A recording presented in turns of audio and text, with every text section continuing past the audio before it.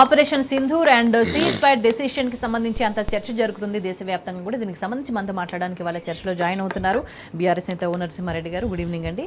నరసింహారెడ్డి గారు, మనం ప్రధాని మాట్లాడిన మాటలు చూసినాం, పాకిస్తాన్ ప్రధాని మాట్లాడిన మాటలు చూసినాం, ట్రంప్ మాట్లాడిన మాటలు చూసినాం.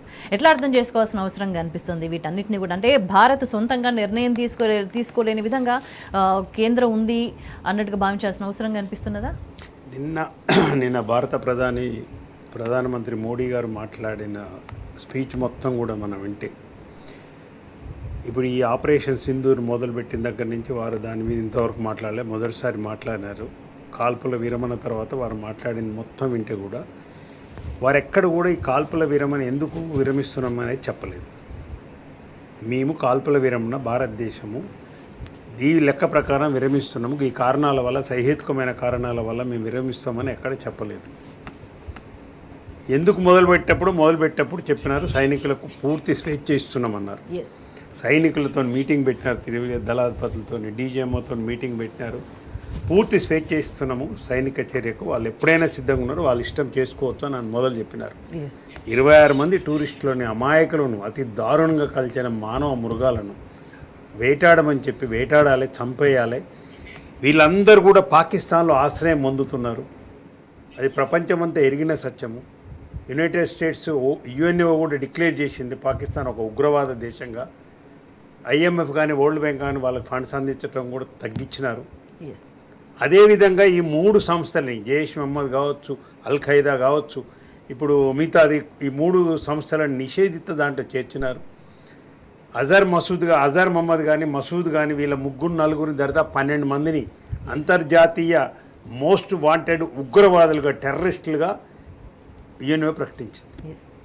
వాళ్ళు పాకిస్తాన్లో ఆశ్రయం పొందుతున్నారని ప్రపంచం అంతా తెలిసిందే. అమెరికాకి ఇంకా బాగా తెలుసు. 9/11 తర్వాత జరిగిన దాంట్లో ఒకానొక రాత్రి 2 గంటలకు ఆపరేషన్ చేసి ఎవరికైతే అల్ ఖైదా చీఫ్ ఎవరైతే ఒసామా బిన్ లాడెన్కు ఆశ్రయం ఇచ్చిన పాకిస్తాన్కు తెలియకుండానే ఒక ఇంటి మీద దాడి చేసి వాడిని చంపి తీసుకుపోయి సముద్రంలో వేసారు. అమెరికా తన దేశ పౌరులు చనిపోతే మాత్రము పాకిస్తాన్లో వెళ్ళి, లాహోర్లో వెళ్ళి, ఆ దేశానికి తెలియకుండా, వాళ్ళ సైన్యానికి తెలియకుండా ఒసామా బిన్ లాడెన్ చంపే అధికారం అమెరికాకు ఉంటుంది, వాళ్ళ దేశ పౌరులను చంపింది కాబట్టి. కానీ భారతదేశానికి ఆ అధికారం లేదా అండి? భారతదేశం తన ప్రజల్ని చంపితే, నిరాయుధైన ప్రజల్ని నువ్వు 370 ఎత్తేసామని మీ ప్రకటనలను నమ్మి స్వేచ్ఛగా మీరు తిరగొచ్చు, కాశ్మీర్లో ఎక్కడైనా తిరగొచ్చు అని కేంద్ర ప్రభుత్వం ఇచ్చిన హామీలను, కేంద్ర ప్రభుత్వం చెప్పిందని నమ్మి, ఇక్కడ ఏమీ లేదు, తీవ్రవాదులు ఖతమైపోయినని చెప్పిన మీ వాదనలను నమ్మి వాళ్ళు చూడటానికి పోయిన పహల్గాం. అదేనా వాళ్ళు చేసిన పాపం? మీ మాటలు నమ్మటమేనా అయ్యాలి వాళ్ళ ప్రాణానికి? భార్యలను ముందు నిలబెట్టి భర్తలను మతము హిందువు అని చెప్పి మరీ చంపినారు. చెల్లెళ్ళ ముందు అన్నడం కాల్చినారు, స్వయంగా కాల్చి చంపేసినారు. మీరు దాన్ని సీరియస్గా తీసుకున్నాము. 56 ఇంచుల ఛాతీ, 36 ఇంచుల ఛాతీ అని మోడీ గారు మాట్లాడిన మేము కూడా నమ్మినాం. ప్రధానమంత్రి గారు సీరియస్ అయినారు, ప్రభుత్వం సీరియస్ అయింది, ఆపరేషన్ సింధూర్ మొదలుపెట్టింది, పేరు కూడా మంచిగా ఉందని నేను కూడా ఒక భారతీయునిగా గర్వించినాను. చేయాలి ఖచ్చితంగా, ఉగ్రవాదాన్ని మొత్తం అంతు చూడవలసిందే. ఉగ్రవాదానికి ఆశ్రమిస్తున్న పాకిస్తాన్ మీద దాడి చేయకుండా, పాకిస్తాన్ని నడ్డి విరచకుండా, పాకిస్తాన్ని ఏమి చేయకుండా ఉగ్రవాదాన్ని ఎట్లా అంతం చేస్తారో దయచేసి మోడీ గారు మీరు భారత ప్రజలకు చెప్పాలి. నేను ఈ వేదికగా నమస్తే పెట్టి అడుగుతున్నాను మిమ్మల్ని. పాకిస్తాన్ మీద ఏ సైనిక చర్య చేయకుండా, పాకిస్తాన్ని డిస్టర్బ్ చేయకుండా, వాళ్ళ బేసుని చేయకుండా, వాళ్ళ సైన్యమే దగ్గరుండి చనిపోయిన ఉగ్రవాదికి పాకిస్తాను పతాకం, జాతీయ పతాకం కప్పి, సైనికులందరూ కూడా మౌనం పాటించి, సైనికులు పాకిస్తాన్ సైన్యం దగ్గరుండి అంత్యక్రియలు జరిపిస్తున్నా కానీ, అధికారిక లాంఛనాలతో అంత్యక్రియలు జరిపిస్తున్నా, వాళ్ళు మీరు కొండొచ్చని వాళ్ళకి స్థావరాలు కల్పించి, తెచ్చిన లోన్లన్నీ వాళ్ళకే ఇచ్చేసి, వాళ్ళని ట్రైనింగ్ చేసి భారతదేశం మీద పంపించి 100,000 మంది అమాయకులను చంపుతుంటే కూడా పాకిస్తాన్ ముట్టుకోకుండా ఉగ్రవాదాన్ని అంతం చేస్తామంటూ ఎట్లా అంతం చేస్తారో చెప్పండి. భారత ప్రజల, కోట్లాది మంది భారత ప్రజల్లో మదిలో ఇలా ఉద్భవిస్తున్న డౌట్ ఇవి. నేను ఇప్పటికి అడుగుతున్న, పాకిస్తాన్ మీద ఏ సైనిక చర్య చేయకుండా మీరు ఉగ్రవాదుల్ని పాకిస్తాన్ నుంచి గాలిల నుంచి తెచ్చి ఇట్లా ఇండియా తీసుకొచ్చి చంపుతారా? ఏం చేస్తారో చెప్పండి. వాళ్ళు ప్రతి సిటీలో ఉన్నారు. లాహోర్లో ఉన్నారు, కరాచీలో ఉన్నారు, రావల్పేటలో ఉన్నారు. ఒసామా బిన్ లాడెన్ గారు డైరెక్ట్ లాహోర్కు 18 కిలోమీటర్ల దూరంలోనే ఉండేవాడు. ప్రధానమంత్రి నివాసానికి 6 కిలోమీటర్ల దూరంలోనే ఉండే. వాడిని చంపేయలేదు అమెరికా పోయి. అంటే ఇప్పుడు మీరు చెప్పింది ఏంది? ఆపరేషన్ సింధు ద్వారా పాకిస్తాన్కు బుద్ధి చెప్తాము, ఉగ్రవాదానికి ఊతమిస్తున్న పాకిస్తాన్కు బుద్ధి చెప్తామన్నారు. మనం ఒక్క నేపథ్యం కొంచెం 47 నుంచి మనం ఆలోచన చేస్తే 47లో పాకిస్తాన్ మనం ఒకే రోజు ఏర్పడ్డ, భారతదేశము పాకిస్తాన్ ఒకే రోజు ఏర్పడ్డ దేశాలు. కానీ ఏర్పడ్డ పునాదులు వేరువేరు. పాకిస్తాన్ ఏర్పడ్డ తర్వాత వాళ్ళు ఎంచుకున్న అవలంబించిన విధానము, భారతదేశం ఏర్పడ్డ తర్వాత భారతదేశం ఎంచుకున్న విధానము, అవలంబించిన విధానాలు తేడా మనం ఈ సందర్భంగా గమనించాలి. పాకిస్తాన్ ఏం ఎంచుకుంది? మతం ఆధారంగా మా రాజ్యం ఉంటుంది, మా పరిపాలన ఉంటుంది, మాకు రాజ్యాంగం అవసరం లేదు, డెమోక్రసీ మాకు అవసరం లేదు, మా ఇస్లామిక్ స్టేట్ మేమని వాళ్ళు డిక్లేర్ చేసుకొని వాళ్ళు ఆ పద్ధతిలో ఇప్పటికీ 75 సంవత్సరాలు వాళ్ళు ప్రయాణం కొనసాగించారు. భారతదేశం అప్పుడు స్వాతంత్రం కోసం కొట్లాడిన మహాత్మా గాంధీ గారు, నెహ్రూ గారు, సుభాష్ చంద్రబోస్ గారు అందరూ ఆలోచించి 50 వరకు టైం తీసుకొని ఒక రాజ్యాంగం రాసుకొని, రాజ్యాంగం సెక్యులరిజం ఉండాలి, ఇక్కడ మత స్వేచ్ఛ ఉండాలి, మనది డెమోక్రటిక్ కంట్రీగా ఉండాలి, మనం ప్రజాస్వామ్య విధానాన్ని ఎంచుకున్నాం, మిశ్రమ ఆర్థిక విధానాన్ని ఎంచుకున్నాం, అలీన విధానాన్ని ఎంచుకున్నాం. మనం ఫారిన్ పాలసీ మనది అలీన విధానం.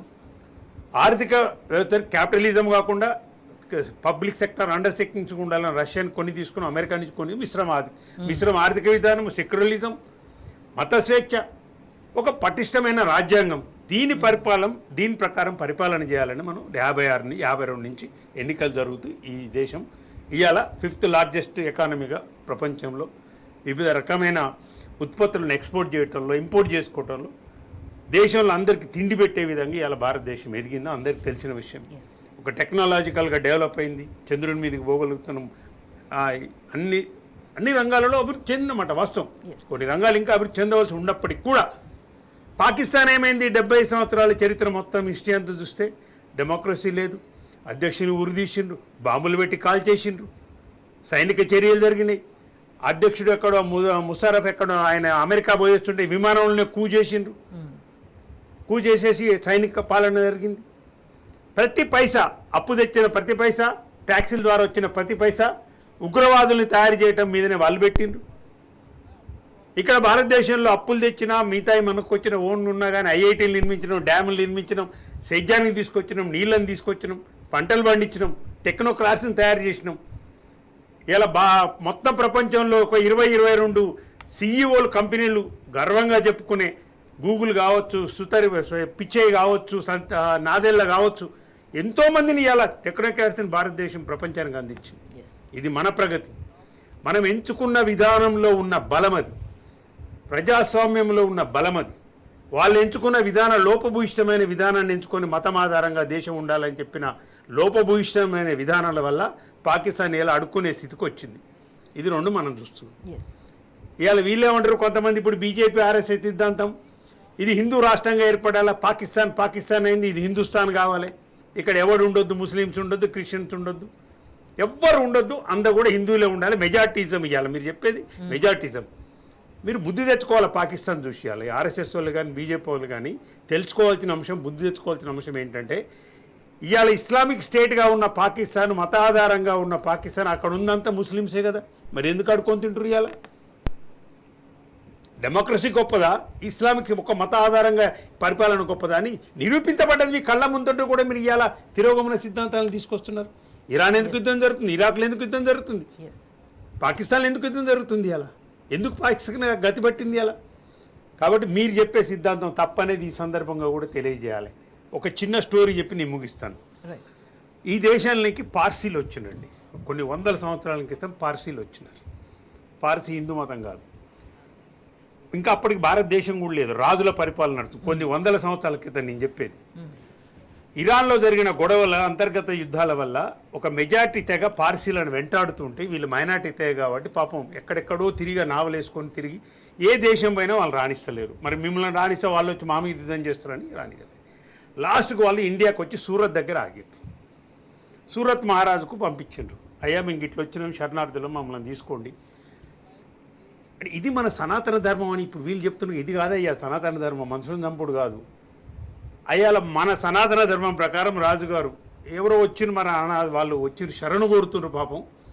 మరి కరెక్టేనా, మీరు ఎవరో తెలియదు మాకు, మరి మీరు ఎట్లా మాలో మింగిల్ అవుతారు, ఎట్లా కలిసిపోతారు అంటే అక్కడి నుంచి వచ్చిన ఒక పెద్ద మనిషి ఒక పాలు చక్కెర తెప్పియండి అని పాలు చక్కెర 2 తెప్పించి రెండుటిని కలిపి ఈ పాలు చక్కెరలా కలిసిపోతాం అయ్యా, మీలో మీ దేశంలో మేము పాలను విడదీయలేము, చక్కెర విడదీయలేము అని చెప్తే రాజు నచ్చి సరే ఉండండి రండి అని చెప్పి తీసినారు. అదే పార్సీలు కొన్ని వందల సంవత్సరాల క్రితం సూరత్ మహారాజు దయతలిస్తే వచ్చిన భారతదేశంలో వచ్చిన సూరత్ నుంచి వచ్చిన పార్సీలే లండన్ పార్లమెంట్లో భారతదేశ స్వాతంత్రం గురించి బల్లగుద్ది వాదించిన దాదాబాయి నౌరూజీ పార్సీ. భారతదేశంలో విప్లవం రావాలి, పారిశ్రామిక విప్లవం రావాలి, ఈ దేశం బాగుపడాలంటే పరిశ్రమలు రావాలి ఇండియాలని, పరిశ్రమలకు ఆద్యుడు పితామహుడు అని మనం చెప్పుకుంటున్న జంషెడ్పూర్ టాటా పార్సీ. సైనిక శిక్షణలో సైనికులకే ఇవాళ ఆదర్శంగా నిలబడ్డ మానిక్ షా, భారత సైన్యంలో మానిక్ షా ఎవరైతే ఉన్నారో ఆయన అత్యంత పురస్కారాలు పొంది అన్ని ప్రభుత్వాల చేత కొనియాడబడ్డ, యుద్ధంలో కొనియాడబడ్డ మానిక్ షా ఒక పార్సీ. టాటా ఇన్స్టిట్యూట్స్ ఇవాళ పెట్టిన అప్పటి నుంచి జంషెడ్పూర్ దగ్గర టాటా పెట్టిన దగ్గర నుంచి ఇవాళ మొన్న చనిపోయిన రతన్ టాటా వరకు కూడా ఉన్న టాటా ఇన్స్టిట్యూషన్స్ అన్ని పార్సీలే, వాళ్ళు స్థాపించినాయి. మీరు ఏం చెప్తారు మీరు చెప్పండి ఇవాళ.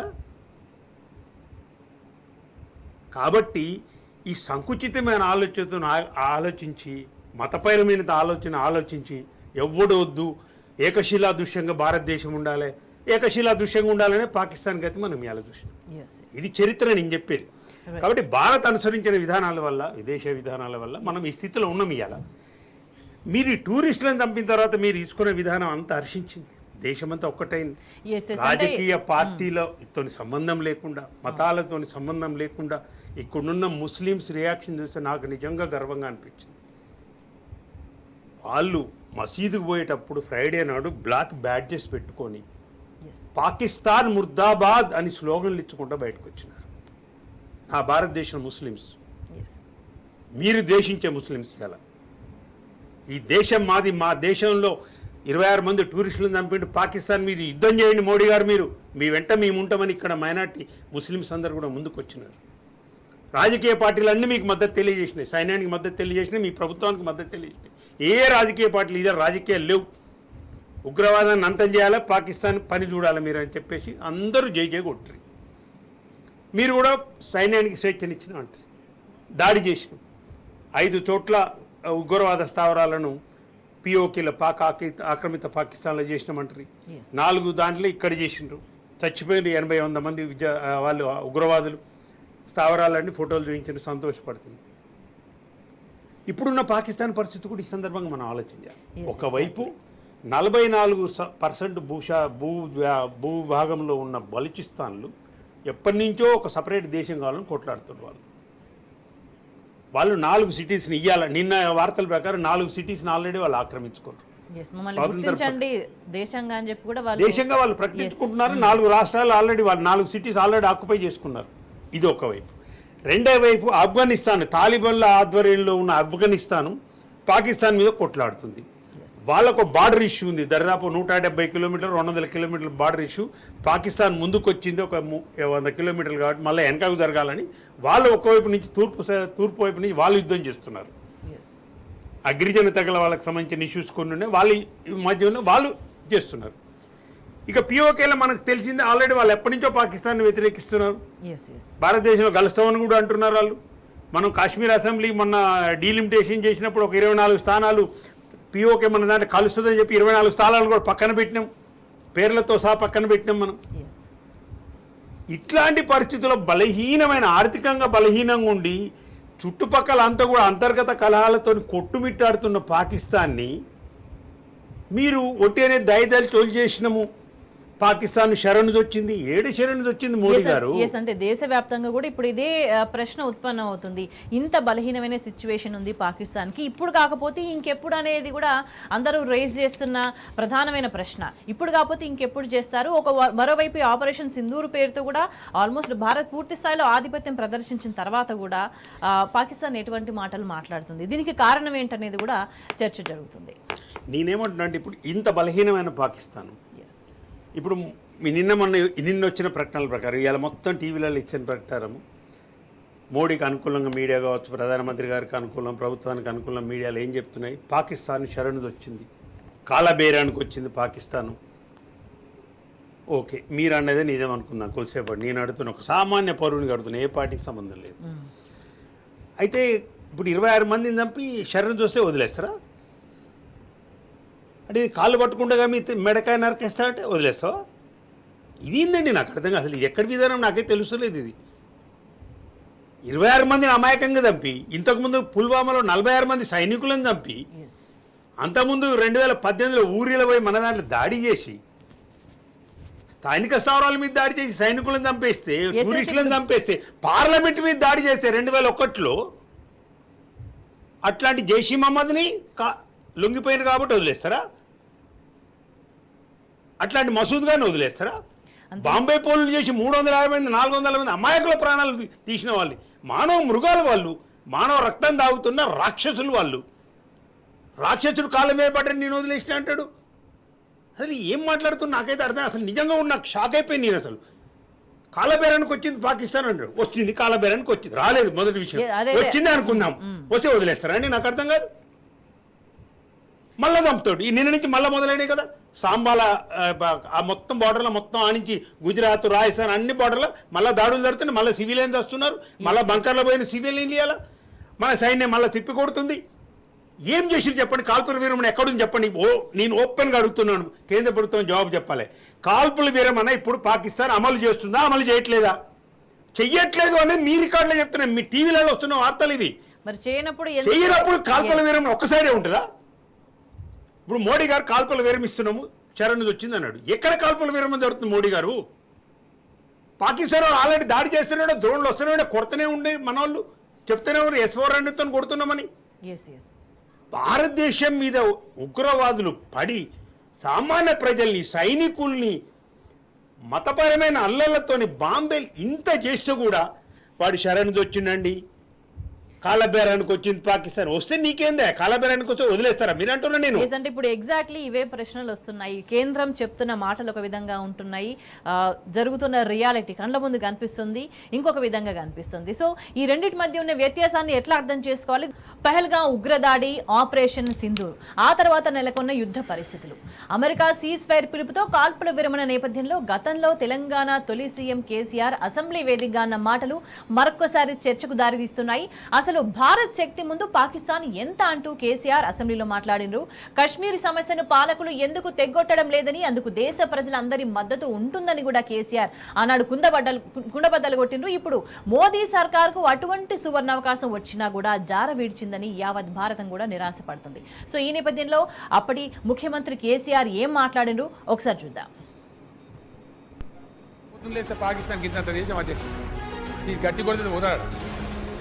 మనం ఎక్కడ, మన సంఖ్య ఎక్కడ, వాళ్ళు ఎక్కడ? పొద్దున పట్టుకొని గుంజుడు, సాయంత్రం కమీజ్ గుంజుడు, బార్డర్ మీద సైనికులు చంపుడు, రోజు న్యూసెన్స్ వ్యాలీ. కాశ్మీర్ అడ్డం పెట్టుకొని కాశ్మీర్ మాదంటే మీదంటే ఎప్పుడప్పుడు తెగాలి పంచాయతీ. ఆ దేశ సమస్య, దేశం రక్షణ. అయితే we said yes we support. ఆ కాశ్మీర్ దగ్గర కూడా పొద్దున్న లేస్తే పాకిస్తాన్కి ఇంత దేశం అధ్యక్షుడు తీసి గట్టి కొడితే వదలడు. మనం ఎక్కడ, మన సంఖ్య ఎక్కడ, వాళ్ళు ఎక్కడ? పొద్దున పట్టుకొని గుంజుడు, సాయంత్రం కమీజ్ గుంజుడు, బార్డర్ మీద సైనికులు చంపుడు, రోజు న్యూసెన్స్ వ్యాలీ. కాశ్మీర్ అడ్డం పెట్టుకొని కాశ్మీర్ మాదంటే మీదంటే ఎప్పుడప్పుడు తెగాలి పంచాయతీ. ఆ దేశ సమస్య, దేశం రక్షణ. అయితే we said yes we support. ఇక మోదీ సర్కార్ కాల్పుల విరమణ నిర్ణయానికి సంబంధించి దేశవ్యాప్తంగా కూడా విమర్శలు వెల్లువెత్తుతున్నాయి. ఈ సందర్భంగా గతంలో గుజరాత్ సీఎంగా ఉన్నప్పుడు మోదీ చేసిన వ్యాఖ్యలు కూడా సోషల్ మీడియాలో వైరల్ అవుతున్నాయి. ముంబై టెర్రర్ అటాక్స్ తర్వాత కేంద్రంలోని యూపీఏ సర్కార్ అమెరికా దగ్గరకు వెళ్లి మొరపెట్టుకున్నది అని ఆనాడు మోదీ విమర్శించిండ్రు. మరి ఇప్పుడు అదే అమెరికా చెప్తే ఎందుకు కాల్పుల విరమణకు ఒప్పుకొని వెనక్కు తగ్గిండ్రు అంటూ కూడా నెటిజన్స్ ప్రశ్నిస్తున్నారు. पाकिस्तान हमको मार के चला गया, पाकिस्तान ने हम पर हमला बोल दिया मुंबई में, और हमारे मंत्री जी अमेरिका गए और रोने लगे, ओबामा ओबामा ये हमको मार के चला गया, बचाओ बचाओ। ये कोई तरीका होता है क्या? पड़ोसी मार के चला जाओ और अमेरिका जाते हो? अरे पाकिस्तान जाओ ना। क्या तरीका होता? पाकिस्तान जो भाषा में समझे समझाना चाहिए। वही तो मैं आपसे समझने की कोशिश वही कर तो रहा मैं कह रहा हूं, पाकिस्तान जो भाषा में समझे वो समझाना चाहिए। जी, पाकिस्तान हमको मार के चला गया, पाकिस्तान ने हम पर हमला बोल दिया मुंबई में, और हमारे मंत्री जी अमेरिका गए और रोने लगे, ओबामा ओबामा ये हमको मार के चला गया, बचाओ बचाओ। ये कोई तरीका होता है क्या? पड़ोसी मार के चला जाओ और अमेरिका जाते हो? अरे पाकिस्तान जाओ ना। क्या तरीका होता? पाकिस्तान जो भाषा में समझे समझाना चाहिए। वही तो मैं आपसे समझने की कोशिश वही कर तो रहा मैं कह रहा हूं, पाकिस्तान जो भाषा में समझे वो समझाना चाहिए। ఇక కేంద్ర హోంమంత్రి అమిత్ షా లోక్సభలో 2 ఏళ్ల క్రితం అసెంబ్లీలో మాట్లాడిన మాటలు ఇప్పుడు వైరల్ అవుతున్నాయి. గతంలో ఇందిరాగాంధీ ప్రధానిగా ఉన్న సమయంలో కాంగ్రెస్ ప్రభుత్వం సీజ్ ఫైర్ కు ఒప్పుకొని తప్పు చేసింది అన్న అమిత్ షా విమర్శలు ఇప్పుడు చర్చకు దారితీస్తున్నాయి. లేదంటే అసలు పీఓకే అనే సమస్య భారత్ కు ఉండేది కాదు అని అమిత్ షా మాట్లాడినరు. మరి ఇప్పుడు అధికారంలో ఉన్న ఎన్డీఏ సర్కార్ ఎందుకు సీజ్ ఫైర్ కు ఒప్పుకున్నది అనేది కూడా పలువురు ప్రశ్నిస్తున్నారు. ఇప్పుడు కూడా పాకిస్తాన్ పై యుద్ధాన్ని కొనసాగించి ఉంటే పీఓకే సమస్యకు శాశ్వత పరిష్కారం దొరికేది కదా అని దేశ ప్రజలు భావిస్తున్నారు. सबसे बड़ी गलती जब हमारी सेना जीत रही थी पंजाब का एरिया आते ही सीज फायर कर दिया गया और पाक ऑक्यूपाई कश्मीर का जन्म हुआ। अगर सीज फायर 3 दिन लेट होता तो पाक ऑक्यूपाई कश्मीर आज भारत का हिस्सा। एक पूरा कश्मीर जीते बगैर सीज फायर कर लिया, और दूसरा यूएन के अंदर हमारे सबसे बड़ी गलती जब हमारी सेना जीत रही थी पंजाब का एरिया आते ही सीज फायर कर दिया गया और पाक ऑक्यूपाई कश्मीर का जन्म हुआ। अगर सीज फायर 3 दिन लेट होता तो पाक ऑक्यूपाई कश्मीर आज भारत का हिस्सा। एक पूरा कश्मीर जीते बगैर सीज फायर कर लिया, और दूसरा यूएन के अंदर हमारे सबसे बड़ी गलती। రైట్ నరసింహారెడ్డి గారు, కేసీఆర్ ఏం మాట్లాడిందో చూసినాం. దాని తర్వాత వీళ్ళు గతంలో ఎటువంటి మాటలు మాట్లాడినా మరి అధికారం చేతిలో ఉన్నప్పుడు ఏం చేస్తున్నారు అనేది కూడా చూస్తున్నాం.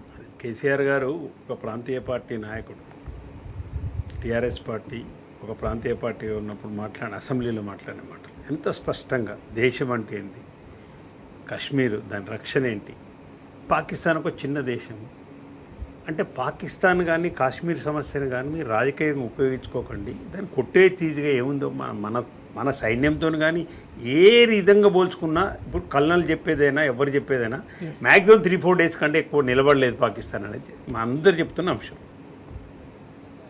కానీ మీరు అట్లా చేయొచ్చు, ఎందుకు చేయట్లేరు? అట్లా చేస్తే మీరు సపోర్ట్ చేస్తామని డైరెక్ట్గా కేసీఆర్ గారు అసెంబ్లీలో 2 అసెంబ్లీలో ప్రకటించినాడు. ఆయన ప్రాంతీయ పార్టీలకు జాతీయ భావాలు ఉండవు, జాతీయ విషయాలు ప్రాంతీయ పార్టీలు, ఈ మూర్ఖత్వ మాటలు బీజేపీలు ప్రతి వాళ్ళు మాట్లాడే మాటలు.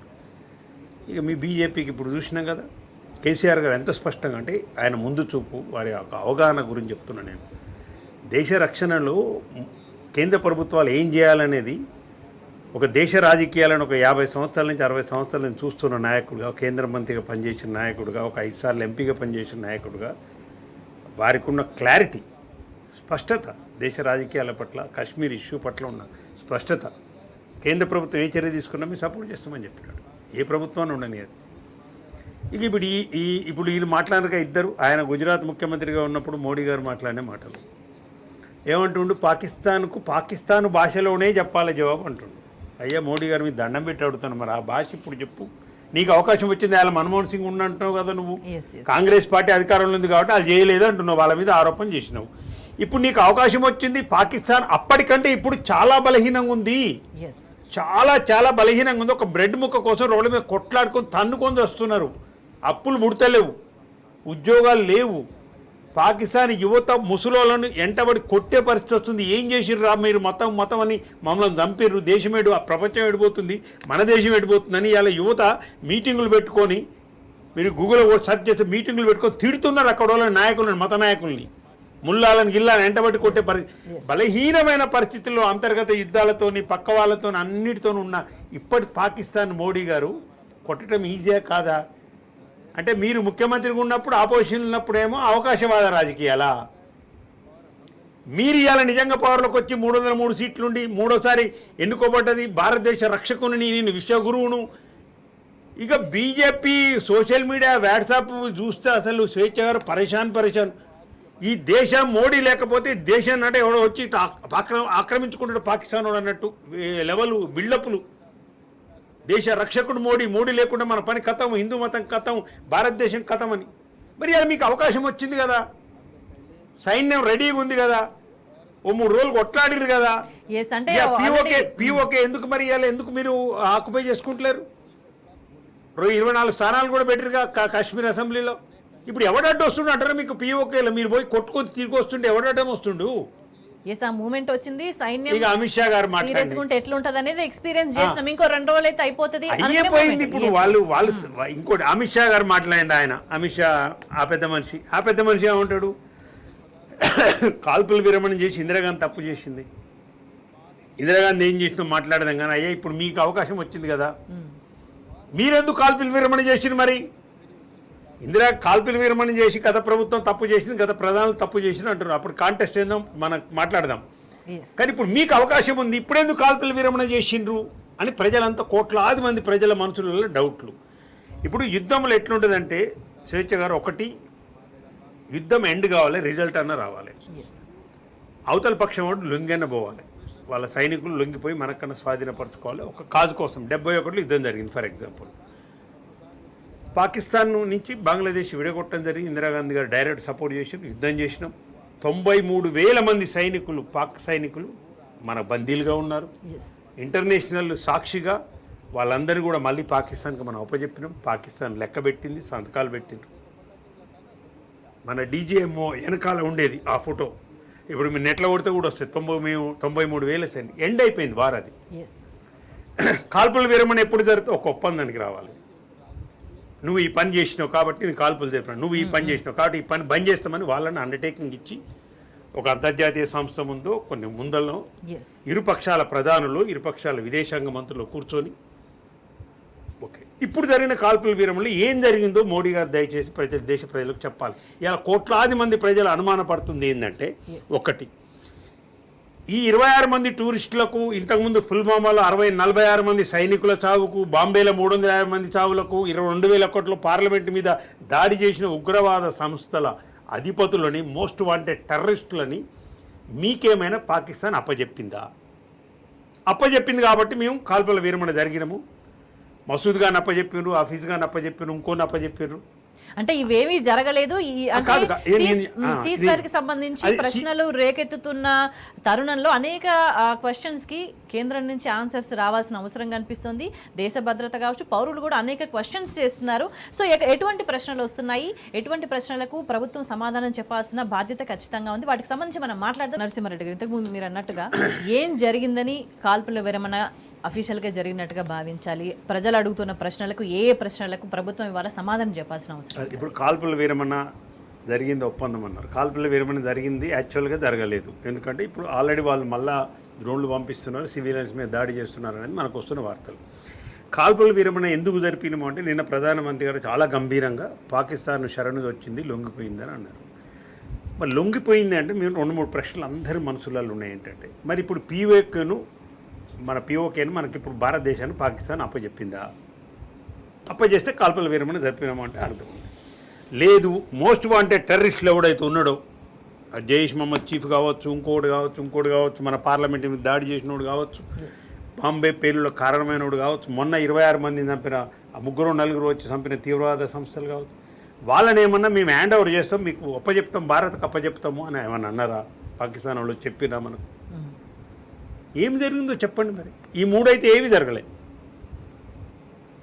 పీఓకేని అప్పచెప్తామని ఇస్తామని చెప్పలేదు, ఉగ్రవాదులను అప్పచెప్తామని చెప్పలేదు.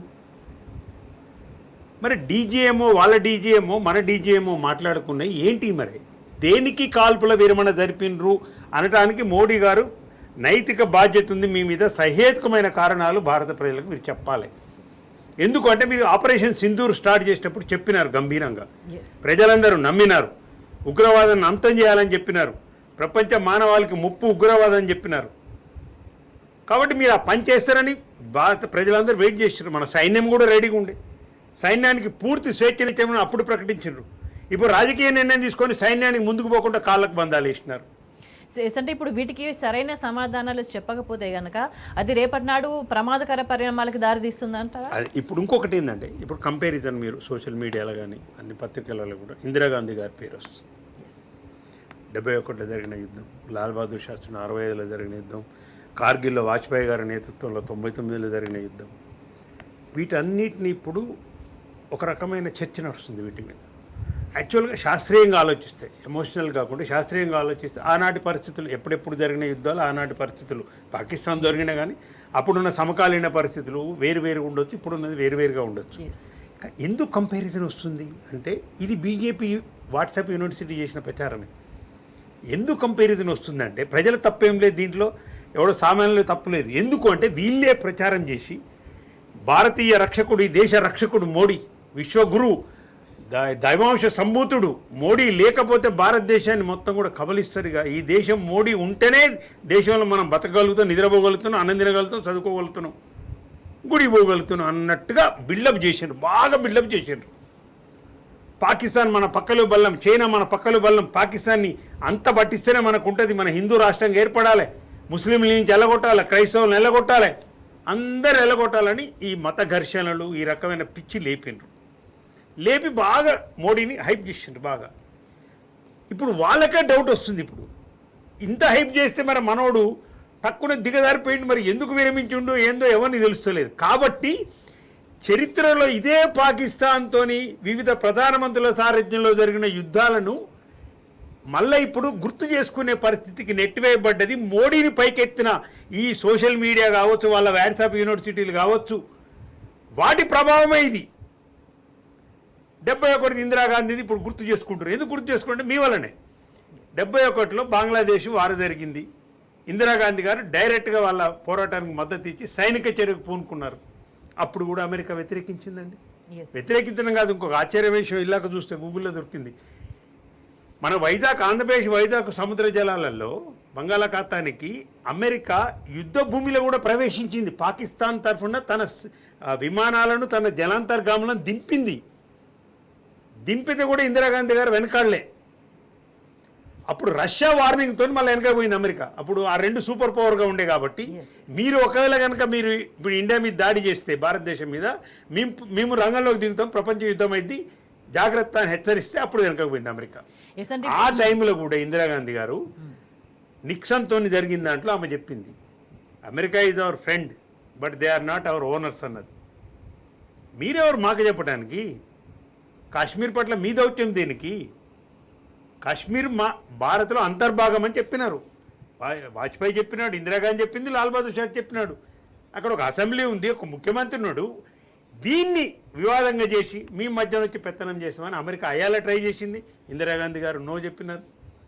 ఇక మన్మోహన్ సింగ్ గారు, ఇప్పుడు మీరు మోడీ వీడియో చూపించినారు కదా, బాంబే ఘటన జరిగిన తర్వాత బరాక్ ఒబామా 2011లో బహుశా ఎప్పుడు ఎండింగ్ లీడ్కి వచ్చినాడు, ఆయన అమెరికా అధ్యక్షుడు ఉన్నప్పుడు ఒక జాయింట్ ప్రెస్ మీట్ ఢిల్లీలో జరిగింది. ఇక్కడ జరిగింది, ఆయన ఇక్కడికి వస్తే ఇక్కడ జరిగింది. ఆయన మాట్లాడుతూ ఇండియా కోరితే మాత్రం ఈ రెండింటి మధ్య, పాకిస్తాన్ ఇండియా మధ్య మేము మధ్యవర్తిగా వ్యవహరిస్తామని ఆయన అన్నాడు. పక్కనే ఉన్న మన్మోహన్ సింగ్ ఏం మాట్లాడు ఆయన అని వీళ్ళు మౌనముని అంటారు కదా, పక్కనున్న మా ప్రధానమంత్రి మన్మోహన్ సింగ్ గారు వెంటనే ఖండించండి. We don't need any mediation in Pakistan issue అని, కాశ్మీర్ ఇష్యూ అని చెప్పినాడు. అక్కడ అంటే ప్రత్యక్షంగా లైవ్లో జరుగుతున్న మీడియాలో, ప్రెస్ మీట్లో పక్కన అధ్యక్షుడు, అమెరికా అధ్యక్షుడు మాట్లాడిన మాటకు భారత ప్రధాని ధైర్యంగా పక్కనే ఉండి అందరి ముందే నో చెప్పేసినాడు.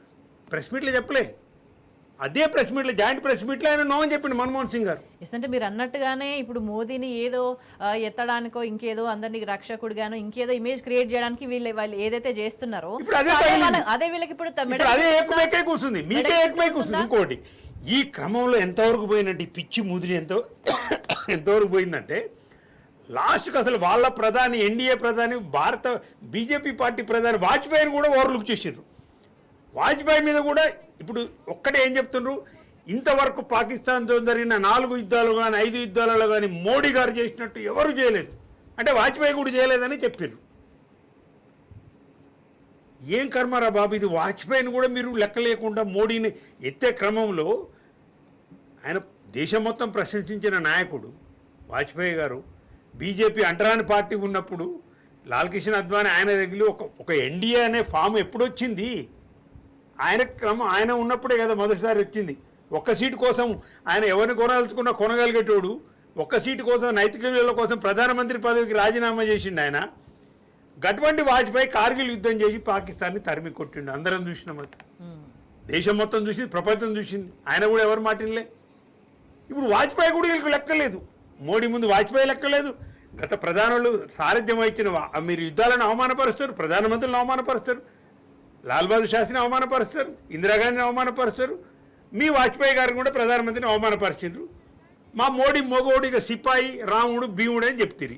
మరి ఆయన ఏం చేస్తున్నారు? ఇప్పుడు ఆయన ఇప్పుడు వీళ్ళకి అందుకే మింగుడు పడతలేదు. ఇప్పుడు వాళ్ళు కూడా క్వశ్చన్లు చేస్తున్నారు. ఇప్పుడు వేరే పేర్లు పెట్టుకొని వేరే వాళ్ళతో రాసినట్టుగా వ్యాసాలు రాసి వేరే అంటే బయటికి వచ్చే పరిస్థితి లేకుండా అయిపోయింది. కాల్పుల విరమణ ఎందుకు జరిగింది అనటానికి ఏ కారణము లేదు. పిఓకే రాలేదు మనకు, ఉగ్రవాదులు రాలేదు మనకు.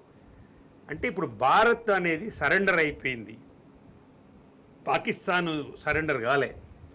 ట్రంప్ చెప్పిన దానికి ఇంకొక విషయం, టెక్నికల్ అంశం ఏంటంటే కాల్పుల విరమణ డీజేఎంఓల మీటింగ్ కంటే ముందే ట్రంప్ ప్రకటన వచ్చింది. ఏం అర్థం చేసుకోవాలండి ప్రజలు చెప్పండి? ఇది ఎంత దుర్మార్గం అంటే, ఇప్పుడు ట్రంప్ ఆ ప్రకటన చేసిండు కదండి, ముందే చేసిండు కదా, ట్వీట్ చేసిండు. ట్వీట్ చేసినప్పుడు మీరు నేను అనుకున్నాను ప్రధానమంత్రి మోడీ గారు ఆ విషయం మాట్లాడతాడేమో అనుకున్నా. మన్మోహన్ సింగ్ ఖండించినట్టుగా, ఇందిరాగాంధీ గారు ఖండించినట్టుగా ఖండిస్తాడేమో అనుకున్నాను నేను. ఎందుకంటే ఒక పార్లమెంటు ఆయన అమెరికా అధ్యక్షుడు మాట్లాడినప్పుడు ఆ స్థాయిలో ప్రధానమంత్రి మాట్లాడితేనే దానికి లెక్క ఉంటుంది. ఇప్పుడు ఆయన దోషేసి ఆ విక్రమ్ మిశ్రీ మీద పెడితే ఇప్పుడు ఆయన మీద ట్రోలింగ్ చేస్తే పాపం ఆయన ఎక్స్ అకౌంట్ బంద్ చేసుకుంటుంది. ఈ పాపం అంతా ఆయన కంట కడుతుండే. ఇప్పుడు మరి ప్రధానమంత్రి గారు మాట్లాడాలి కదా. అది పోనీ ఇప్పుడు 2-3 విషయాలు ఉంటాయి. మీరు యుద్ధం ప్రకారము మీరు కాల్పుల విరమణ ప్రకటిస్తే వ్యూహాత్మకంగా మేము యుద్ధం ఆఫ్ చేసినాం, కాల్పుల విరమణ ప్రకటించినాం చెప్పండి. మీ వ్యూహం ఏముందో తెలియకుండా మాకు భారతదేశ ప్రజలకు అదనే చెప్పండి. అమెరికాతో మేము పంచాయతీ పెట్టుకోదలుచుకోలేదు, ఇప్పుడు ట్రంప్తో పంచాయతీ పెట్టుకుంటే మనం మనగాళ్ళు చేయడం. నిజంగా వాడు చెప్పినట్టు, ట్రంప్ చెప్పినట్టే, ఆయన చెప్పినట్టే వాణిజ్యం కొనసాగాలన్నా యుద్ధం చేయాలన్నా ఆయన డైరెక్ట్ చెప్పిండు. If you don't stop war we stop the business అని చెప్పిండు. మరి అదన్నీ చెప్పండి. ట్రంప్ చెప్పిందే నిజమండి, మనకు పాకిస్తాన్ యుద్ధం చేస్తే అమెరికాను వ్యాపారం బంద్ చేసుకోవాల్సి వస్తుంది, అదనే చెప్పండి. మరి అమెరికా అధ్యక్షుడు మాట్లాడిన దానికి మీరేం మాట్లాడిన ఇంతవరకు? మోడీ గారు మీరేమన్నా జవాబు చెప్పిండ్రా? నేను చెప్పబట్టికే ఇండియా వ్యాపారం బంద్ చేస్తా అని బెదిరిస్తేనే వెనకపోయింది. కాల్పుల విరమణ జరిగింది, సీజ్ ఫైర్ జరిగిందని అమెరికా అధ్యక్షుడు లాంటి అంత పెద్ద దేశం అధ్యక్షుడు డైరెక్ట్ మాట్లాడాడు, వేరే వాళ్ళు మాట్లాడలే, అధ్యక్షుడే మాట్లాడాడు. అధ్యక్షుడు మాట్లాడినా కూడా ఇండియన్స్కి కూడా మింగుడు పడట్లేదంటే ఇంకో దేశం అధ్యక్షుడు ఈ దేశం గురించి మాట్లాడడం ఏంటి? మీరు అన్నట్టుగా గతంలో ఏం జరిగింది, సో నా ఇంటి నిర్ణయం నేను తీసుకుంటా అన్న విధంగా ఒక సెల్ఫ్ ఇది దాంతోనే మాట్లాడుతారు. ఈ సందర్భంగా మీరు అన్నారు కాబట్టి ఇంకోటి చెప్పాలి. మనకు 72లో ఇందిరాగాంధీ గారు బంగ్లాదేశ్ వార్ అయిపోయినాక 72లో సిమ్లా ఒప్పందం జరిగింది మనకు పాకిస్తాన్ అధ్యక్షునికి. సిమ్లాలో జరిగింది, వార్ అయిపోయింది, అంతా అయిపోయినాక 71లో బంగ్లాదేశ్ స్వతంత్ర దేశం అయిపోయిన తర్వాత 72లో సిమ్లా ఒప్పందం జరిగింది. సిమ్లా ఒప్పందం యొక్క సారాంశము 2 ముక్కలు చెప్పాలంటే, భారత్ పాకిస్తాన్ మధ్య ఏది జరిగినా కానీ ఆ 2 దేశాలే పరిష్కారం చేసుకోవాలి, థర్డ్ నేషన్ కానీ థర్డ్ పార్టీ మీడియేషన్ అవసరం లేదు అని 2 దేశాలు సంతకాలు పెట్టారు. బుట్టో అప్పుడున్న ఆయన ఇందిరాగాంధీ సంతకం పెట్టింది. ఇప్పుడు ఈ సిమ్లా ఒప్పందాన్ని మీరు కట్టుబడి ఉందా? అసలు కేంద్ర ప్రభుత్వం లేదా? మీరు చెప్పండి. ఇంతకుముందు ప్రధానులు కట్టుబడి ఉన్నామని అందరూ ప్రకటించినారు. సిమ్లా ఒప్పందం ఉంది కాబట్టే మన్మోహన్ సింగ్ వ్యతిరేకించిండు. సిమ్లా ఒప్పందం ఇందిరాగాంధీ చేసింది కాబట్టి ఆమె వ్యతిరేకించింది. సిమ్లా ఒప్పందం ఉంది కాబట్టి వాజ్పేయి వ్యతిరేకించిండు. ఇప్పుడు మోదీ మరి ఇప్పుడు సిమ్లా ఒప్పందం లేదననే చెప్పండి. సిమ్లా ఒప్పందాన్ని మీరు ఫాలో అయితే అమెరికా మధ్యవర్తిత్వాన్ని మేము వ్యతిరేకిస్తున్నామని చెప్పండి. ట్రంప్ చెప్పింది నో, మేమే ఒక నిర్ణయం తీసుకున్నామయ్యా, ప్రధానమంత్రిగా దేశ ప్రధానిగా నేనే నిర్ణయం తీసుకున్నా, కాల్పులు విరమించినా. ఎందుకు విరమించినా తర్వాత చెప్పు. నేను విరమించినా అని చెప్తలేవు నువ్వు. పాకిస్తాన్ లొంగిపోయింది, కాలబేరానికి వచ్చింది. 7 కాలబేరానికి వచ్చింది, మళ్ళీ యుద్ధం జరుగుతూనే ఉండాడు, కాల్పుల విరమణ అమలే లేదా. ఎస్ అంటే ఏంటంటే ఈ హైప్ అంతా చేసి ఈ మత పిచ్చి రెచ్చగొట్టి ఇప్పుడు ఈ ఉగ్రవాదులు ఏమి కోరుకున్నారు చెప్పండి. ఈ ఉగ్రవాదులు నువ్వు హిందువా అని చూసి మరీ కాల్చి చంపారు హిందువులను. ఏంటి ఉగ్రవాదుల టార్గెట్ ఏంటి అంటే భారతదేశంలో హిందూ ముస్లింల మధ్య ఘర్షణలు జరగాలి, ఎస్ ఈ దేశ స్థిరత్వంగా ఉండకూడదు, రాజకీయ అస్థిరత్వం రావాలి, ఆర్థికంగా అస్థిరత్వం ఉండాలి, మా దేశంలాగా అడక తినాలి పాకిస్తాన్ లాగా అనేది వాళ్ళ టార్గెట్. అదే పాకిస్తాన్ కోరుకునేది. ఉగ్రవాదం ద్వారా ఇండియా కోరుకునేది ఏంటంటే ఇక్కడ రాజకీయ అస్తిత్వం, జనాన్ని చంపటము, ప్రభుత్వం ఫెయిల్ అయింది అనటము, పార్లమెంట్ మీద దాడి చేసినాము, ప్రభుత్వం ఫెయిల్ అయిపోయింది కాబట్టి ఒక రాజకీయ ఒక చర్చ ఇవన్నీ వస్తాయి కదా. మేము ముస్లిమ్స్ ఉన్నాం కాబట్టి హిందువులందరికీ వ్యతిరేకం చేయాలి, ఈ రకమైన మత ఘర్షణలు జరగాలని ఉగ్రవాదులు కోరుకున్నారు. కానీ ఇక్కడ భారతదేశంలో ఉన్న ముస్లిమ్స్ కానీ హిందువులు కానీ భారతదేశం ఆ మాటకు వస్తే అందరికీ చేతులు ఎత్తి మొక్కాలి, ఒక్క యునైట్గా ఉన్నారు. ఎస్ అంటే పెహల్గాం జరిగిన వెంటనే కూడా ఎంత రెస్పాండ్ అయినరు అనేది కూడా అంటే మత విద్వేషాలు చెలరేగకుండా ఎంత ఐకమత్యంగా, అసలు ఎంత ఐకమత్యం. మీకు ఇంతకుముందు కూడా చెప్పినా నేను, ఇక్కడ ముస్లిం నాయకులు కానీ మిగతా వాళ్ళు ముస్లిం పెద్దలు కానీ అటు బౌద్ధులు కానీ ఇటు క్రిస్టియన్స్ కానీ సర్వమత ప్రార్థనలు కానీ భారతదేశం ఒక్కసారిగా ఇట్లా మోడీ వైపు చూసింది. అరే ప్రభుత్వం నిర్ణయం తీసుకుంది, ఇక కథమైపోతాం, ఉగ్రవాదం కథమైపోద్ది, పిఓకే వచ్చేస్తుందిగా. ఇప్పుడు పిఓకే ఎందుకు రావాలి భారతదేశానికి అనేది కూడా మన దేశంలో భాగమే. అది ఇంకొక డేంజర్ ఏంటంటే పిఓకేలనే సెంటర్స్ అని, ఉగ్రవాద సెంటర్లని అక్కడే శిబిరాలని అక్కడే పెడుతుంది కదా పాకిస్తాన్. కాబట్టి పిఓకేని నాశనం చేసేసి పిఓకేని మనం ఆక్యుపై చేసుకుంటే ఆ సెంటర్లు కూడా పోతాయి. బలూచిస్తాన్ వాడు ఒకవైపు పిక్కస్ వస్తుండే, వాడు ఒక దేశం ఏర్పడుతుంది, ఆఫ్ఘనిస్తాన్ కొట్లాడుతూనే ఉండు. ఇక మిగిలిన పాకిస్తాన్ ఎంత అండి, జనాభా మొత్తమే 25 కోట్ల, 44% మంది భూభాగం అంటే వాళ్ళు దరిదాపు 5-6 కోట్ల మంది వాళ్ళు పోతూనే ఉండే 7-8 కోట్లు. ఇక మిగిలింది ఎంత అండి పాకిస్తాన్, తిప్పి కొడితే 5-6 కోట్లు ఉంటారు, 10 కోట్లు ఉంటారేమో. మరి ఇక 10 కోట్లు ఇప్పుడు ఇవాళ మన యూపీ రాష్ట్రంలో ఉన్న జనాభా కంటే పాకిస్తాన్ జనాభా తక్కువ. అంటే మీరు పాకిస్తాన్ బూచిగా చూపెట్టి, ఇస్లాంను బూచిగా చూపెట్టి, ఒక మతాన్ని బూచిగా చూపించి మీరు రాజకీయ లబ్ధి పొందదలుచుకున్నారా? లేదు నిజంగానే భారతదేశానికి ఉగ్రవాద ముప్పును విముక్తి చేయాలి, ఉగ్రవాదాన్ని రూపుమాపాలి, మానవాళికి కూడా అన్ని దేశాలకు దీంతో డేంజర్ ఉందనుకున్నప్పుడు వచ్చిన సదవకాశాన్ని మీరు ఎందుకు ఉపయోగించుకోవట్లేదు అనే డౌట్లు ప్రతి ఒక్కరికి సందేహాలు వస్తున్నాయి. దేశ ప్రజలు ఈ అంశాల పట్ల చాలా కాన్షియస్గా ఉన్నారు. ఏం చేస్తుంది ప్రభుత్వం అనే దానికి సంబంధించి మోదీ నిజంగా భారత ప్రధానిగా ఒక స్ట్రాంగ్ డెసిషన్ తీసుకుంటారా, లేకపోతే బలహీనమైన ప్రధానిగా మిగిలిపోతారా అనే దానికి సంబంధించి కూడా కీలకంగా చర్చ జరుగుతుంది. ఈ నేపథ్యంలో కొన్ని బేసిక్ క్వశ్చన్స్ అడుగుతున్నారు ప్రజలంతా కూడా. నరసింహారెడ్డి గారు ప్రధానిగా, దేశ ప్రధానిగా ప్రజలకి అనేక అంశాలకు సంబంధించి సమాధానం చెప్పాల్సిన బాధ్యత ప్రధానమంత్రి మీద ఉంది. ప్రజలు రేజ్ చేసిన క్వశ్చన్స్కి వీటితో పాటు బేసిక్ క్వశ్చన్, ఈ పరిణామాల నేపథ్యంలో పెహల్గాం ఉగ్రదాడికి పాల్పడ్డ వాళ్ళు ఎక్కడున్నారు, వాళ్ళని ఇంకా ఎందుకు పట్టుకోలేకపోయినరు? దాదాపు ఇంకొక వారం అయితే నెల రోజులు కావస్తుంది అంతా జరిగి కూడా. ఇంత పెద్ద పరిణామాలు జరిగినప్పుడు పాకిస్తాన్ మీద ఇంత సీరియస్ అటాక్ చేసి ఆల్మోస్ట్ పై చేసి సాధించే సిచ్యువేషన్ వచ్చిన తర్వాత కూడా కాల్పులు జరిపిన వాళ్ళు ఎక్కడున్నారు అనే దానికి సంబంధించి ప్రజలంతా కూడా ఈ ఫస్ట్ క్వశ్చన్ వేసేది ఏదంటే ఇదే. అదే ఇప్పుడు నేను అదే కాల్పుల విరమణకు సంబంధించి ఆ చంపిన 4 ఉగ్రవాదులు 5 ఉగ్రవాదులు పాకిస్తాన్లో ఉన్నారనేది వాస్తవం. వాళ్ళు పాకిస్తాన్కే పోయినారు కదా, అక్కడి నుంచి చంపేసి పాకిస్తాన్ నుంచి వచ్చిండ్రు, చంపేసి పాకిస్తాన్కే పోయినారు. మన 4 ఉగ్రవాదులు పాకిస్తాన్ మీ డీజీఎంఓ చర్చలలో పాకిస్తాన్ అప్పచెప్తామని అని చెప్పిందా? దాని పట్ల క్లారిటీ లేదు. ఒక ఒట్టినే జాతిని, ఒక భారతదేశం ఉద్వేగభరితమైన దానికి సిచ్యువేషన్ తీసుకొచ్చి, ఎమోషన్ స్థితిని తీసుకొచ్చి ఖతం చేస్తాం, అది చేస్తాం, ఇది చేస్తాం, తెల్లారి వరకు పాకిస్తాన్ ఖతం అని చెప్తారు. ఆ ఉగ్రవాదులు ఎటుపోయినారో తెలియదు. ఈ 26 మంది చనిపోయిన తర్వాత 12 మంది సివిలియన్ చనిపోయినారు మొన్న జరిగిన డ్రోన్ దాడిలలో. రాజస్థాన్, గుజరాత్, పంజాబ్ వరకు ఉన్న బార్డర్లలో 12 మంది సివిలియన్ చనిపోయినారు, 5 సైనికులు చనిపోయినారు. మన ఆంధ్రప్రదేశ్, తెలంగాణ సంబంధించి కూడా 3-4 సైనికులు వీరమరణం పొందినారు. ఇది లాస్, మన లాస్. మరి మీరు సాధించింది ఏందో చెప్తలేరు మోడీ గారు. ఏం సాధించారో చెప్పండి. పీవీకే వచ్చిందా అని చెప్పండి. లేదు, ఉగ్రవాదులు కథమైపోయినరు, పార్లమెంట్ దాడి ఉగ్రవాదులు జైష్ మహమ్మద్ ఖాన్ తీసుకొచ్చినాం, సరెండర్ చేస్తామన్నారు చెప్పండి. అట్లాంటివి మీకు విజయాలే కదా, మీ ప్రతిష్ట పెంచుతాయి కదా. ఇంకా అలా దాచుకునేది ఏముంటుంది? వ్యూహాత్మకంగానే మరి అమెరికా బెదిరించింది కాబట్టి ఉన్నామని చెప్పండి. ఇంకొకటి అందరికి సందేహాలు, చాలామందికి వస్తున్నాయి. ఆదానికి అమెరికాలో 5 కోట్ల కేసులు ఉన్నాయి. అక్కడ టెండర్ వేయడం కోసం అక్కడ అధికారులకు ఆయన 3,000 కోట్ల లంచం ఇస్తామని చూపితే ఆయన మీద కేసులు పెట్టిండ్రు. మరి వాణిజ్యపరంగా బంద్ చేస్తామంటే ఆదాని తీసుకుపోయి జైలు వేస్తారని ట్రంప్ ఏమైనా మిమ్మల్ని బెదిరించిండా? ఆదాని అంటే మీకు ప్రేమ, ఆయన లేదు, మీ పార్టీ లేదు, మీరు లేరు కదా మొదటి నుంచి గుజరాత్ ముఖ్యమంత్రి ఉన్న కాంచి. మీ విదేశాల పర్యటనలు అన్నిటిలో కూడా ఆయన కోసమే తేలిపోయా. శ్రీలంక పార్లమెంట్లో వాళ్ళే చెప్పిరి మా మీద ప్రెషర్ పెట్టిండు మోడీ గారని. ఆస్ట్రేలియా వాళ్ళు పోతే గనులో సంబంధించి అక్కడే చెప్పిరి. మరి ఏముందో చెప్పండి. సందేహాలకు ఎందుకు తావిస్తారు? అనుమానాలకు ఎందుకు తావిస్తారు? మీరు తావివ్వాల్సిన అవసరం లేదు కదా. మీరు సదుద్దేశంతోనే ఆపరేషన్ సింధూర్ మీరు మొదలుపెట్టినారని భారతదేశం మొత్తం మీ వెనక నిలబడ్డది. సైన్యానికి మద్దతు ఇచ్చింది. సైన్యం సర్వసిద్ధన్నమై రెడీగా ఉంది. కొట్టేస్తామని చెప్తున్నారు వాళ్ళు. సైన్యము రెడీగా ఉంది. భారత ప్రజానీకం కుల మతానికి సంబంధం లేకుండా మీ ఎమ్మటి ఉన్నారు. ఏకోన్ముఖంగా మీకు మద్దతు తెలియజేసిన అందరూ.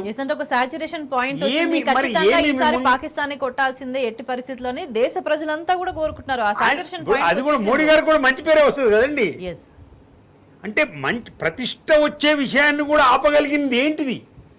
ఏంటి మోడీ మిమ్మల్ని ఆయన ట్రంప్ మిమ్మల్ని బెదిరించింది? అది మాకు చెప్పరాదా? భారత పిల్లలకు చెప్పకూడదు? అది చెప్పకూడని అంశం అంటే ఏదో ఉన్నట్టు కదా, స్వార్థపరమైన విషయమే కదా అది. భారత ప్రజలకు భారత ప్రధాని చెప్పలేని అంశాన్ని ట్రంప్ ఏ విధంగా బెదిరించిండు, ఏ విధంగా లొంగ తీసుకున్నాడని తెలియాల్సిన అవసరం అయితే ఉంది కదా. మీరు చెప్పకపోయినా అన్ని అనుమానాలు వస్తూనే ఉన్నాయి కదా. మీ ప్రతిష్ట పెంచేది, మీ పార్టీ ప్రతిష్ట, మీ ప్రభుత్వ ప్రతిష్టను పెంచగలిగిన చర్య చేయడానికి సైన్యం సిద్ధంగా ఉన్నా, ప్రజలందరూ మీకు మద్దతు తెలియజేసినా మీరు ఆ చర్యకు పూనుకోవటం లేదంటే మిమ్మల్ని ఏం ఆపుతుంది? ఏది మిమ్మల్ని ఆపేస్తుంది? లేని కాల్పుల విరమణని సాధించని విజయాలను సాధించినట్టుగా చెప్పి పాకిస్తాన్ కాళ్ళబేరానికి వచ్చిందని ఒక అబద్ధాలు చెప్పి ఇవన్నీ ఎందుకు చేస్తున్నారు మోడీ గారు? మీరు చెప్పండి దయచేసి ఒకసారి. వాస్తవాలు ఒప్పుకోండి. ఏం జరిగిందో చెప్పండి. ఈ కారణాల వల్ల మీ కాల్పుల విరమణ చేసినామని చెప్పండి.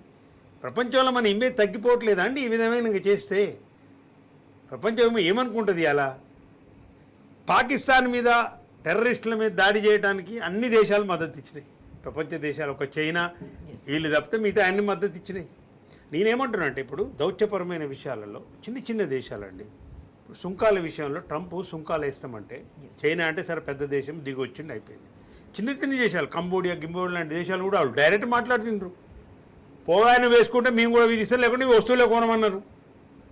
తగ్గి రాలేదా ట్రంప్? నిన్న కాక మొన్న మనం ఇప్పుడు రష్యా యుక్రెయిన్ వార్లో ట్రంప్ పిలిచి జెలెస్కీని యుక్రెయిన్ అధ్యక్షుని పిలిస్తే అసలు వైట్ హౌస్లో గొడవ పెట్టుకుండు కదా నేను అందరి ముందు లైవ్లా. నువ్వెవడా నాకు చెప్తానికి అన్నాడు కదా, మా దేశ సార్వభౌమత్వం మేము కాపాడుకుంటాం, చిన్న దేశం అయితే సరెండర్ కావాలనే అని డైరెక్ట్ ఆయన ట్రంప్తోనే వాదన పెట్టుకుండు కదా, వాగ్వేదన దిగిండు కదా. ఇవన్నీ చూసినాం కదా మనం. అరే దేశ సార్వభౌమత్వం తాకట్టుబడుతుందనే అనుమానాలు వస్తున్నప్పుడు, దేశము అమెరికాకు ట్రంప్కు లొంగిపోయిందనే అనుమానం వస్తున్నప్పుడు, ఇంత 140 కోట్ల జనాభా ఉన్న భారతదేశం యొక్క ప్రతిష్ట మసకబారుతున్నప్పుడు, మీ రాజకీయ ప్రతిష్ట కూడా మసకబారుతున్నప్పుడు, మీ 56 ఇంచుల చేతి 23 ఇంచులు అవుతుంటే మీ 56 ఇంచుల ఛాతి ఎందుకు మీరు నోరు ఇప్పటం లేరు? ఎందుకు వాస్తవాలు ప్రజలకు చెప్పడం లేరు? దయచేసి ఇప్పటికైనా మోడీ గారు మాట్లాడాలి. అసలు రహస్యం ఏందో చెప్పాలి. ట్రంప్ ఏం బెదిరించిండో చెప్పాలి. లేదు ఉగ్రవాదం తీసుకోవాలి, చర్యలు తీసుకోవాలి. వారం రోజులు అయిపోతుంది. ఇలా మొదలు పెడితే 12వ తారీఖు 17, 18 తారీఖు ఖతమే అయిపోతారు వాళ్ళు. అంటే దౌర్చర్య కూడా ఇప్పుడు ఏమైపోయింది, IMFలో కూడా డబ్బులు రాలేకుండా మీరు ఆపలేకపోయినారు. అమెరికా ద్వంద్వ ప్రమాణాలు, ఇండియాకేమో సపోర్ట్ చేస్తామంటారు, అమెరికా పాకిస్తాన్ ఉగ్రవాద దేశం అంటారు. అక్కడ వీళ్ళు లాడెన్ని చంపేస్తారు. ఆయుధాలు వాళ్ళే, ఇప్పుడు F-16 వాళ్ళే అమ్మిందే కదా, అమెరికా వాళ్ళు అమ్మిన F-16లే కదా. ఇలా చైనా వచ్చిన డ్రోన్లే కదా ఇలా మన మీద దాడి చేసేది, మన పౌరులను చంపుతున్నాయి. వారికి మళ్ళీ 8,500 కోట్లు పాకిస్తాన్కి IMF ద్వారా రిలీజ్ చేసింది అమెరికానే. మరి ఇంటికి పోతిరి నాకు చాలా దోస్తు ట్రంప్, నేను బాయ్ మోడీ హౌడీ అని మీటింగ్లు పెడితే 1000 మందితో అమెరికా పోయి ఆయన ఎన్నికల ప్రచారం కూడా చేసి వస్తుంది. అంటే అల్టిమేట్ గా చెప్పాల్సిన వాటికి సమాధానం చెప్పకుండా జరగని వాటిని జరిగినట్టుగా చెప్పుకుంటూ ప్రచారం చేసుకుంటా పోతే ఎటువంటి నష్టం జరుగుతుంది దేశానికి అల్టిమేట్ గా? అదే నేనేమంటున్నా అంటే మీ రాజకీయ ప్రచారాలు బంద్ చేయండి మోడీ గారు. దయచేసి బీజేపీ వాళ్ళు కూడా గమనించవలసిన అంశం ఏంటంటే ఏదైనా కానీ ఒక లిమిట్లో బాగుంటుంది. ఓవర్ చేసి రైట్. ఇక ఆయన విశ్వగురు అని ఆయన దమానికి సంబంధించి మీరు చేసిన ఇవాళ మీకే కొడుతున్నాయి. మీరు మాట్లాడిన ఇంతకుముందు మీరు వినిపించినట్టు ఆయన గుజరాత్ ముఖ్యమంత్రి కూడా ఏం మాట్లాడిండు, జో భాషామే పాకిస్తాన్కు సమజ్నా ఓ భాషామే సమజ్జానా అన్నాడు. ఏ భాషలో అర్థమైందో ఆ భాషలు చెప్పమన్నాడు. చెప్పే అవకాశం మీకు వచ్చి చేయండి. అమిత్ షా ఏం మాట్లాడిన పార్లమెంట్కి ఆ పని చేయండి. కాబట్టి దేశం యొక్క సార్వభౌమాధికారాన్ని, దేశ ప్రజలందరూ కూడా ఎదురు చూస్తున్న అంశాన్ని, ఒట్టిగానే లేని అంశాన్ని మళ్ళీ ఇవాళ మొత్తం తిరుక్కుంటే ఇలా అన్ని రాయబార కార్యాలయాలకు మళ్ళీ ఇవాళ ఆల్రెడీ అన్ని దేశాలు మద్దతు ఇచ్చినాయి మోడీ గారు.